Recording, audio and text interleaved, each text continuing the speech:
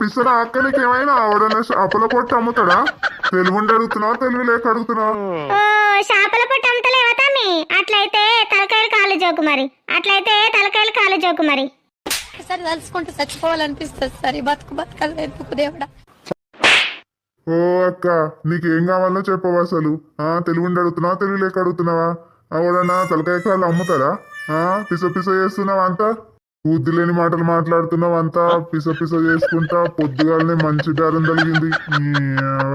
ఏందిరా బుద్ధి లేని వాడుకో? ఎవడైనా చేపలు అమ్ముకున్నాడు గిట్లన్నా అర మాట్లాడేది? చేపల గిరాకి వచ్చి నువ్వు పోగొట్టుకుంటాడ్రా ఎవడైనా? లేకుంటే 4 పులు బొక్కలు కొట్టుమారా, 4 పులు బొక్కలు కొట్టుమారా.